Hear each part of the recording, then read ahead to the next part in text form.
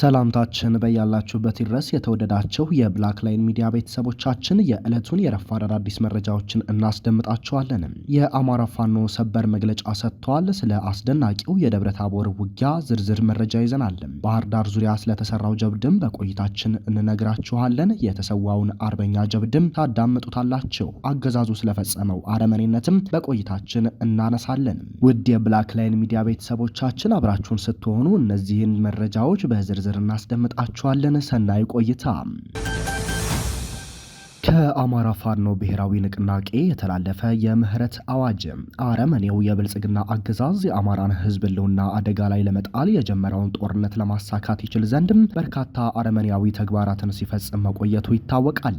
የአማራን ሕዝብ ያለ ልዩነት ለመፍጀት አቅሙ የፈቀደውን ሁሉ እየተጠቀመ ያለው አገዛዝ የመካከለኛው ምስራቅ ሀገራት ጂኦፖለቲካዊና ኢኮኖሚያዊ ፍላጎቶችን በማገልገል በፈጠረው የማውደም አቅም ተማምኖ በከፈተው ጦርነት ራሱ እየተለበለበበት ይገኛል። የአማራን ህዝብ ለማጥፋት ከሚጠቀምባቸው ስልቶች መካከል ነባሩን የብአዴን መዋቅር በመጠቀም ባሰባሰበው የሚሊሻና የአድማ ብተና ኃይል ከፋኖ ጋር እንዲዋጋና ህዝባችን በሁለት ጎራ ተሰልፎ እንዲጠፋፋ የሞከረበት መንገድ አንደኛው ነው። በአንድ ህዝብ መካከልና በኢትዮጵያውያን መካከል እንዲሁም ቀጠናዊ ጦርነቶችን በማስነሳት ለአፍሪካ ቀንድ የቀውስ ዘበኛ የሆነው አገዛዝ በወንድማማችነትና በጥበብ በማስወገድ የጋራ መንግስት መመስረት እንደሚገባን በተደጋጋሚ ጥሪዎች ስናስተላለፍ የቆየን መሆኑ ይታወቃል። በተለይም ከሰሞኑ ደግሞ ጠላት በአንድ በኩል የህዝብ መገናኛ መስመሮችን በመዝጋት ንጹሃን ላይ ጭፍጨፋ እያደረገ በሌላ በኩል ደግሞ ብሔራዊ አጀንዳ ያለውንና ለሀገር ብሔራዊ ተልእኮ የተሰለፈ በመምሰል የሚያደርገውን የማደናገሪያ ስልት በንቃት በመከታተል የፋኖ ሰራዊት በወሰዳቸው እርምጃዎች ወራሪው የብልጽግና ኃይል ከፍተኛ ትርምስ ውስጥ ገብቷል። የድርጅታችን የአማራ ፋኖ ብሔራዊ ንቅናቄ መወለድ ያስገኘው የአንድነት መንፈስ ለተገኙ ወታደራዊ ድሎችም ቁልፍ ሚና ተጫውቷል። የድላችን ሚስጥር ያለው አንድነታችን ላይ መሆኑን በተግባር ተረጋግጧል። ድርጅታዊ አንድነታችንን በጠበቀ መልኩ ከኢትዮጵያውያንና ከቀጠናው ኃይሎች ጋር የሚደረግ ትብብር አገዛዙን ሙሉ በሙሉ ለማስወገድ ወሳኝ ሂደት መሆኑ ግልጽ ነው። ህዝባዊ ዓላማችንን የተጋራን ጋር በመርህ የምናደርገው ትብብርና አንድነት የአረመኔውን አገዛዝ ዕድሜ ለማሳጠር ትልቅ ፋይዳ ያለው ጉዳይ ነው። ይህንን ተከትሎ ባቀረብነው ወገናዊ ጥሪ በርካታ የአገዛዙ አገልጋይ የነበረ ሚሊሻ፣ አድማ ብተናና የመከላከያ ኃይል የወገንን ኃይል እየተቀላቀለ ይገኛል። ስለሆነም ዛሬም አገዛዙን በማገልገል ላይ ለምትገኙ የሚሊሻ፣ የአድማ ብተና፣ የመደበኛ ፖሊስ፣ መከላከያና በሌሎች በአገዛዙ ታጣቂ አደረጃጀቶች ውስጥ ላላቸው ተመሳሳይ ጥሪዎችን እናስተላልፋለን። ይህን ጥሪ ያስተላለፈው የአማራ ፋኖ ብሔራዊ ንቅናቄ ስራ አመራር በጉዳዩ ላይ በዝርዝር ተወያይቶ ጥሪውን በመቀበል ወገናቸውን ለመካስ ለሚፈልጉ የአገዛዙ ሰራዊት አባላትና የካድሬ መዋቅር የምህረት አዋጅ አውጇል። የምህረት አዋጁ የተላለፈላቸው የአገዛዙ መዋቅር አካላት አንደኛ በየደረጃው የሚገኙ የብልጽግና አመራር አባላት፣ ሁለተኛ ሚሊሻ፣ ሰላም አስከባሪና በሌላም ስያሜ ብልጽግና ያደራጃቸው ታጣቂዎች፣ ሶስተኛ የክልል አድማ ብተናና መደበኛ ፖሊስ አባላት፣ አራተኛ በሀገር መከላከያ ሰራዊት ስም በየቀጠናው የተሰማሩ እግረኞችና የአገዛዙ መኮንኖች ናቸው። የምህረት አዋጁን ማውጣት ያስፈለገበት ምክንያት 3 ዓመታትን ሊደፍን ጥቂት ጊዜ በቀረው የጦርነት ሂደት በግልጽ መገንዘብ እንደሚቻለው የብልጽግና መዋቅር በአማራ ህዝብ ማህበራዊና ፖለቲካዊ ድቀት ላይ ስልጣኑን ከማራዘም ያለፈ የአማራ ህዝብም የሚጠቅም አንድም አጀንዳ የሌለው በመሆኑ የአማራ ህዝብ እንደ ህዝብ በተለያየ ጎራ የተሰለፍን የአማራ ልጆችም እንደ የአንድ እናት ልጆች በመቀናጀት የህዝባችንን ህልውና ማስጠበቅ ከእኛ የሚጠበቅ ተግባር ነው። በመሆኑም አንደኛ ለአማራ ህዝብ ሁለንተናዊ መብትና ነጻነት እንጂ ለአብይ አህመድ ወንበር መጽናት የሚወድቅ የአማራ ወጣት መኖር ስለሌለበትም፣ ሁለተኛ ህዝባችንን በጅምላ ለሚጨፈጭፍ አገዛዝ በማገልገል የዘቀጠ ታሪክ ውስጥ ራስን ከማግኘት ይልቅ ለነጻነቱ የሚዋደቅን ኃይል በመቀላቀል ደማቅ ታሪክ መጽሐፍ ታሪክ የጣለብን ግዴታ በመሆኑ፣ ሶስተኛ ህዝብን ታግሎ ያሸነፈ አገዛዝ እንደሌለው ሁሉ አብይ አህመድም የአማራን ህዝብ ማሸነፍ ስለማይችልና በተሸናፊነት ለሚጠናቀቀው ብልጽግና በመላላክና በራስ ወገን ላይ በመተኮስ የታሪክ የህሊናና የፍትህ ተጠያቂነትን ከማስወገድ ለመዳን ሲባል፣ አራተኛ አገዛዙ በጋራ ታግለን በማሸነፍ ለህዝባችን ሰላም ማምጣት የተወለዶ ግዴታ በመሆኑ፣ አምስተኛ እንዲሁም የምንታገለው ለአማራ ህዝብ ህልውናና መዳን እንደመሆኑ መጠን መጠን የፋኖ ትግልም የአማራ ህዝብ ትግል ስለሆነ በሁሉም ጎራ ላሉ አማራዊ ወንድሞች ጥሪ ማድረግና ማታገል የድርጅታችን ተልእኮ በመሆኑ ይህንን የምህረት አዋጅ በአማራ ፋኖ ብሔራዊ ንቅናቄ ስራ አመራር ውሳኔ መሰረት ለህዝብ ይፋ ማድረግ አስፈላጊ ሆኖ ተገኝቷል። የምህረት አዋጁ አተገባበር አንደኛ የምህረት አዋጁ ተጠቃሚ እንዲሆኑ ከላይ በተራ ቁጥር ለስር የተዘረዘሩት የሚሊሻ አድማ ብተና መከላከያና ሌሎች የታጠቁ የብልጽግና ኃይሎች እንዲሁም በየደረጃው ያሉ አመራሮች በየአካባቢያቸው ላለው የድርጅታችን መዋቅርና ለዚህ ጉዳይ በተቋቋመው ጊዜያዊ ግብረ ኃይል በአካል ቀርበው ሪፖርት ያደርጋሉ። ሁለተኛ ምህረት ጠይቀው ወገናቸውን ለመካስ የሚመጡ ግለሰቦች የአካል ደህንነት ዋስትና ይሰጣቸዋል። በተዘጋጀላቸው ማረፊያ የተሃድሶ ስልጠና እንዲወስዱ ይደረጋል። ሶስተኛ ለትግል አገልግሎት ከሚውል የጦር መሳሪያን ጨምሮ ማንኛውም የምህረት ጠያቂዎች ንብረት በባለቤቶች እጅ ይቆያል። አራተኛ ምህረት የተደረገላቸው ግለሰቦች ድርጅቱ ባዘጋጀው ፎርም መሰረት ለአማራ ህዝብ ነጻነት ሊሰሩ ካልተቻለም ከጠላት ወገን ላይሰለፉ ቃለ መሐላ ይፈጽማሉ። አምስተኛ አቅሙና ፍላጎቱ ያላቸው የምህረት ተጠቃሚዎች የወገንን ወታደራዊና ፖለቲካዊ መዋቅር ተቀላቅለው ለህልውና ተጋድሎ የበኩላቸውን ድርሻ ይወጡ ዘንድ በሌላ ማናቸውም ለህዝብ ጠቃሚ በሚሆኑ ተልእኮች ላይ ይሰማሩ ዘንድ ድርጅቱ ሁኔታዎችን ያመቻቻል። ስድስተኛ ይህ የምህረት አዋጅ ከዛሬው ዕለት ጀምሮ ላሉት ተከታታይ 15 ቀናት ብቻ ተፈጻሚ ይሆናል። የምህረት አዋጁን በማስፈጸም የሰራዊታችንና የድርጅታችን አመራር ግዴታ የመጀመሪያው የምህረት አዋጁን አፈጻጸም ለመከታተል በማዕከል የተቋቋሙ ግብረ ኃይልም የመመሪያውን አተገባበር ይከታተላል፣ መረጃዎችን ይሰጣል፣ መፍትሄ ያስቀምጣል። ሁለተኛ የድርጅቱ መዋቅር አመራርና ሰራዊቱ ለምህረት ጠያቂዎቹ የአካል ዋስትና መስጠትን ጨምሮ በእንክብካቤ በማስተናገድ በፍጹም ጨዋነት አዋጁን ይተገብራል። ሶስተኛ በአፈጻጸም ሂደት የሚያጋጥሙ ችግሮችን ወዲያውኑ ለግብረ ኃይሉ ያሳውቃል፣ የተሰጠውን የመፍትሄ አቅጣጫ ይተገብራል። አራተኛ በግል ቂም፣ ቁርሾ ወይም በሌላ ግላዊና ቡድናዊ ፍላጎቶች ምክንያት ከዚህ አዋጅ የተቃረነ መንገድ በማንኛውም ምህረት ጠያቂ ላይ አካላዊና ስነ ልቦናዊ ጉዳት ማድረስ ወይም ንብረት መቀማት ፍጹም የተከለከለ ተግባር ነው። አምስተኛ የዓለም አቀፍ የሰብአዊ መብቶች ድንጋጌዎችንና መርሆችን እንዲሁም ዓለም አቀፍ የጦር ህግጋትን የተከተለ አሰራር ይተገብራል። ስድስተኛ ይህንን አዋጅ ጥሶ የተገኘ ማንኛውም የድርጅቱ አመራርና አባል ወይም ሌላ አካል ከባድ ቅጣት ይጠብቀዋል። የህዝቡ የሀገር ሽማግሌዎችና የሃይማኖት አባቶች ሚና በየቀጠናው ያለው ህዝብ፣ የሀገር ሽማግሌዎች፣ የሃይማኖት አባቶች፣ ምሁራንና ሌሎች ተሰሚነት ያላቸው ግለሰቦች በጠላት የጸጥታና የፖለቲካ መዋቅር ውስጥ ያሉ ግለሰቦች በዚህ አዋጅ መሰረት አፈሙዛቸውን ወደ ዋናው ጠላት እንዲያዞሩም ካልሆነም ሰላማዊ ኑሯቸውን እንዲኖሩና የአማራው ኃይል ፍጹም ህብረት እንዲኖር የበኩላቸውን ገንቢ ሚና እንዲጫወቱ ይጠበቃል። በመጨረሻም የአማራ ልጆች በጋራ ተባብረን ህዝባችንን ሊያጠፋ የተነሳውን ጠላት እናስወግድ ዘንድ አንድነትና ህብረት ያስፈልጋልና ወደ አማራ የምንተኩሰው ጥይት እንዳይኖርና አንድ ጠላት ላይ ብቻ አነጣጥረን እናሸንፍ ዘንድ ኑ እንላለን በማለት የአማራ ፋኖ ብሔራዊ ንቅናቄ መግለጫውን አጠናቋል።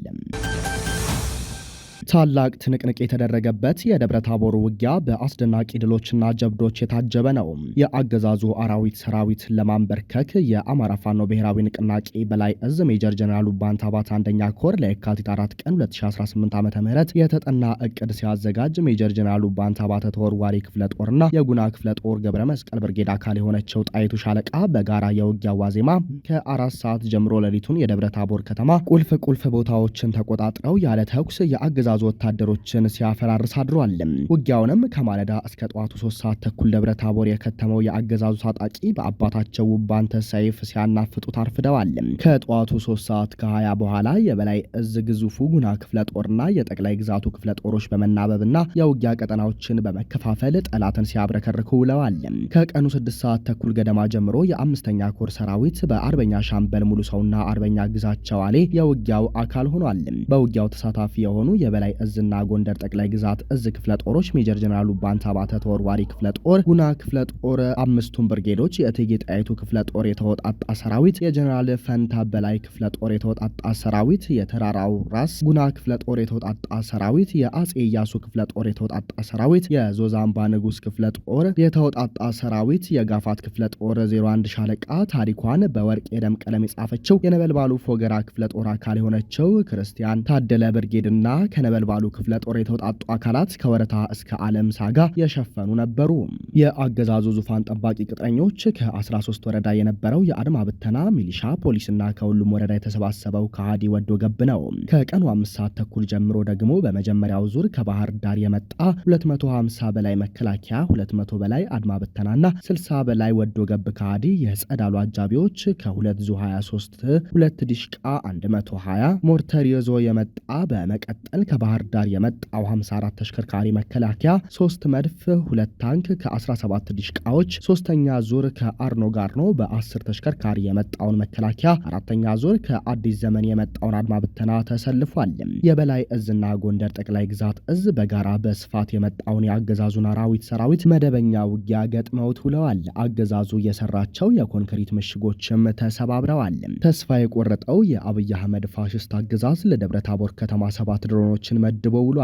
14 የድሮን ጥቃቶችን በደብረ ታቦር ከተማና ታቦር ዙሪያ ቦታዎች ጥሏል። ሞርተር ክርስቲያን ታደለ ብርጌድ ላይ ብቻ 23 ጊዜ ጥሏል። ነገር ግን የሲቪል መኖሪያ ቤቶችንና የመንግስት ትምህርት ቤቶችን ነው ያወደመው። ነገር ግን በዚህ የድሮን ጥቃት በጅምላ የተመቱት አገር አማን ብለው የተቀመጡ የማህበረሰቡ አካላት ናቸው። ማሰቢያውን የተቀማው የአገዛዙ አራዊት ሰራዊት ከወጂ እስከ ደብረ ታቦር ከተማ ድረስ 2 ዙ 23 ቁጥሩ ያልታወቀ ሞርተር ከ17 በላይ ዲሽቃ 3 መድፍ 2 ታንክና መሰል የቡድን መሳሪያዎችን ቢይዝም ጥበበኛው የአማራ ፋኖ በክንዱ ሲያደቅ ውሏል። ከ11 ሰዓት ተኩል በኋላ የጸዳሉ ደሴን ወደ ዓለም በር መምጣት መረጃው የደረሳቸው የሜጀር ጀነራሉ ባንታ ባተ ተወርዋሪ ክፍለ ጦር በፍጥነት ወደ ቦታው አምርተው ከበባ ፈጽመዋል።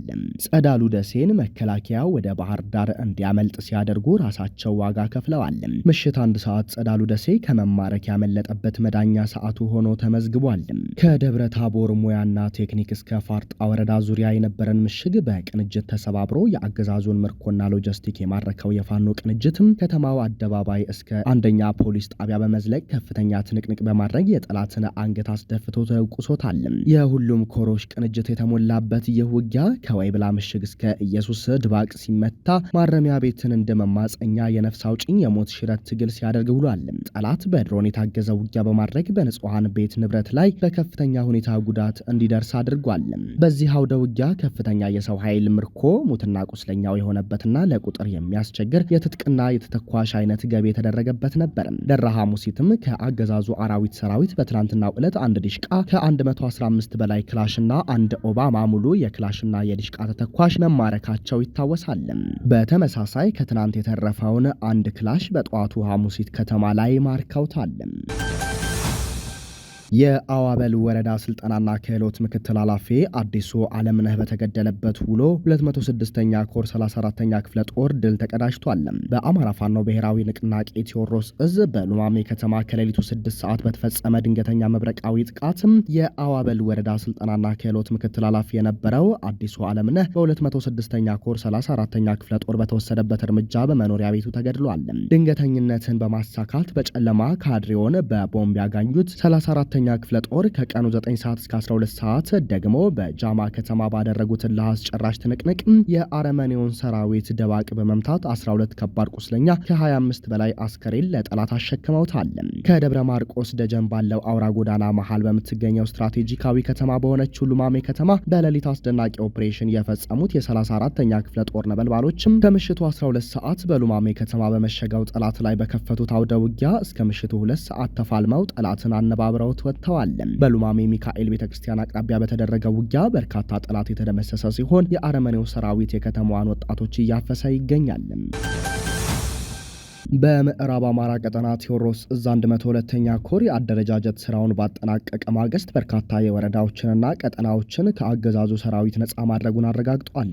ኮሩ የቋሪት፣ የጎንጅ ቆለላ፣ የኢልማና ዴንሳ ወይም አዴት፣ የሜጫና የባህር ዳር ዙሪያ ወረዳዎችን የሚያቅፍ ሲሆን የነበልባሎቹ የገረመ ወንዳወክ፣ የአርበኛ ዮሐንስ አለማየሁ፣ የሻለቃ ነሙት ያዛቸው፣ የኮሎኔል ታደሰ ሙሉነህ እንዲሁም የጣናው መብረቅና የባህር ዳር ብርጌዶችን ጥምረት የያዘ የህዝብ አለኝታ ነው። ኮሩ ስትራቴጂ ስትራቴጂካዊ ቦታዎችን ከአዴት ቀጠና ዴንሳ ባታ፣ ከባህር ዳር ቀጠና ዳና ማርያም፣ ጭስ አባይ፣ አንዳሳና ጎንባት በቁጥጥር ስር አድርጓል። የፋኖን ክንድ መቋቋም ያቃተው የአገዛዙ ሰራዊት ከፍተኛ ድንጋጤና መዋከብ ላይ ይገኛል። በአሁኑ ሰዓት የጓዝ ጠቅልሎ ሽብር ውስጥ ያለው የብልጽግና ሰራዊት ከፍተኛ የመፈራረስ አደጋ ተጋርጦበታል። የሽንፈቱ ማሳያ የሆኑ ድርጊቶችም እየታዩ ነው። የሰራዊቱ አመራሮች በባንኮች የሚገኝ ጥሬ ገንዘብ በመሸከፍና ጓዛቸውን በመኪና በመጫን ከአካባቢው ለመሸሽ በመዘጋጀት ላይ ናቸው። የአገዛዙን ግፍና የፋኖን ፍትሃዊነት የተረዱ በርካታ የአድማ ብተናና የሚሊሻ አባላት መሳሪያቸውን ይዘው የህዝባዊ ትግሉን እየተቀላቀሉ ነው። በዛሬው ዕለት ብቻ የቡድን መሳሪያዎችን ጨምሮ በርካታ የነፍስ ወከፍ መሳሪያ የታጠቁ የሰራዊቱ አባላት 102ኛውን ኮር በክብር ተቀላቅለዋል። ድሉ ወታደራዊ ብቻ ሳይሆን የሞራል የበላይነትንም ያረጋገጠ ሆኗል። ይህ ድል የፍትህ ጉዞ መዳረሻ እንጂ ማቆሚያ አይደለም። የፋኖን ክንድ የአማራ ህዝብ ህልውና እስከሚረጋገጥ ድረስ ወደፊት መገስገሱን ይቀጥላል ብሏል። የአማራ ፋኖ ብሔራዊ ንቅናቄ ቴዎድሮስ እዝ 102ኛ ኮርም ጀንበር የጠለቀችበትና ጣረሞት ላይ ያለው ብልጽግና የመጨረሻ ያለውን እርምጃ እየወሰደ ንጹሃንን እየጨፈጨፈ ንብረትም እያወደመ ነው። ሽንፈቱን በተግባር የተረዳው ተረኛ ስብስብ እኔ ከሞትኩ ሰርዶ አይብቀል ነውና የቻልኩትንና ያገኘሁትን የአማራና አማራ አጥፍቼ ነው በማለት ሲጠፋ አመታቶች አስቆጥሯል። ዛሬ ግብአተ መሬቱ ሲቃረብ ደግሞ በክፋት ላይ ክፋት፣ በጭካኔ ላይ አረመኔነቱን በንጹሃን ላይ ያሳየን ይገኛል። በዚህም በደቡብ ወሎ ወረኢሉ ወረዳ ላይ የሶስት አርሶ አደሮችን ቤት ከነሙሉ ቤት ንብረቱ ቤንዚል አርከፍክፎ ያቃጠለ ሲሆን ቤት ንብረታቸውን የወደመባቸው አቶ አያሌው አህመድ 2 ቆርቆሮ ቤት፣ አቶ አሊ ይማም 3 ቆርቆሮ ቤት፣ አቶ ከበደ መሐሙድ 2 ቆርቆሮ ቤት ናቸው። የሶስቱም አርሶ አደሮች ከነሙሉ ንብረቱ የወደመው በሀገር አፍራሹ የብልጽግና ራስን ጥምር ጦር ብሎ የሰየመ የአብይና ሽመልስ አማራን የማጥፋት የማቆርቆዝና የማዳከም ልዩ ተልእኮ የተሰጠው ተላላኪ ቡድን ነው። አማራ መቼም የማይረሳውንና ይቅር የማይለው ነውር እየፈጸመ ይገኛል። ከፋሽስቱ ብልጽግና አገዛዝ ጋር ሆነው ወገናቸው የአማራ ህዝብ ላይ ዘር ማጥፋት እየፈጸሙና ቤት ንብረት እያወደሙ ያሉ ኃይሎች ያለውን ነባራዊ ሁኔታ በመረዳትም ከድርጊታቸው እንዲቆጠቡና ከህዝብ ጎን እንዲቆሙ የአማራ ፋኖ ብሔራዊ ንቅናቄ ምኒልክ እዝ ልጅ ኢያሱ ኮር የጎፍ ክፍለ ጦር አሳስቧል። እርምጃውም ተጠናክሮ ይቀጥላል ተብሏል። የአርበኛ ኪዳን ወዳጅን ደም ለመመለስና የተሰዋለትን ዓላማ ግብ ለማድረስ እንደሚፋለም የአማራ ፋኖ ብሔራዊ ንቅናቄ ምስራቅ አማራ ቀጠና ምኒልክ እዝ የደጋው መብረቅ ኮር አስታወቀ። ከአባቱ ከአቶ ወዳጅ ሲሳይና ከእናቱ ወይዘሮ አይቼሽ ታረቀ በ1994 ዓ.ም ጥቅምት 16 የተወለደው አርበኛው በዓለማዊ ትምህርት የሰለጠነ በመንፈሳዊም እስከ ዲቁና ድረስ የደረሰ እንደነበር ይነገራል። በ2013 በሰሜኑ ጦርነት ግንቦት ወር የአማራ ልዩ ኃይል ስልጠና በመመልመል ለ4 ወራት ከሰለጠነ በኋላ በ2014 መስከረም ወር ላይ የመደበኛ ውጊያውን በደሴ አቅራቢያ ቦሩ ሜዳ ጀምሯል። አርበኛ ኪዳን ከተፋለመባቸው ቦታዎች ላይ ደላንታ ተሬ፣ ጎሽ ሜዳ፣ ድልብ፣ ሙጃ፣ አስቂት፣ ዋጃ፣ አላማጣ ተጠቃሽ ግንባሮች ናቸው። በእነዚህ ግንባሮች ላይ በርካታ ድሎችን ፈጽሟል። አርበኛው በሰሜኑ ጦርነት ግራ እጁ ላይ የመቁሰል አደጋ ሲያጋጥመው በዛ አውደ ውጊያ ላይ የጠላት ኃይልን በመረፍረፍ ጀብድ ሰርቷል። ቁስለኛ ሆኖ ለ2 ወራቶች ካገገመን በኋላ የአማራ ልዩ ኃይል በነ ዶክተር አብይ ቀጥታ ትዕዛዝ እንደተበተነ ከቤቴ አልገባም በማለት በ2015 የፋኖን ትግል ከወንድሞቹ ከነ አርበኛ ማርያ ሰፋው፣ ከነ አርበኛ ሳለቢምር እና ከነ አርበኛ ጌጥ ይበቃል ጋር በመቄት ዋርላ ጋይንትና ዳውንት እየተዘዋወረ አባል በማፍራትና በማደራጀት ጉልህ ሚና አሳርፏል። በመቄት ወረዳ የውባንተ ክፍለ ጦርን የመሰረተ ሲሆን ከመሰረተም በኋላ በዘመቻ መሪ በብቁ ሁኔታ ሰራዊቱን በጦር ግንባር ያታገለ አርበኛ ነበር። ከዚህም ሁሉ ጀብድና ታሪክ ከመስራት በኋላ የአንሻ ሰይድ ክፍለ ጦር ምክትል አዛዥ በመሆን አታግሏል። ቀጥሎም የደጋው መብረቅ ኮር ሲመሰረት የ5 ክፍለ ጦሮች የልዩ ቃኝ ዘመቻ በመሆን በዳውንት ወረዳ የአገዛዙን ምሽግ ለ2 ጊዜ በመስበር በርካታ ታሪኮችን ሲፈጽም ምዕራብ ወሎ ተንታ አጅባርና ተንታ ሚካኤል በአንድ ቀን ጀብድ 8 ክላሽ በመማረክ የብልጽግናን ምሽግ ተስቦ ገብቶ ቦምብ 7 ጊዜ በመጣል ሕያው ታሪክ ሰርቷል። አርበኛ ኪዳን በጦር ፊት አውራሪነት እስከ ዲሽቃ የማረከ ታሪኩም በደም ቀለም የጻፈ ቆፍጣና አርበኛም ነበረ። እርሱ ሲያዋጋ የጠላትን ቀጠና መጀመሪያ ሳይሰልልና ዙሪያ ገባውን ሳይቃኝ ምንም አይነት ሰራዊቱን የማያስገባ ክስተት ነበር።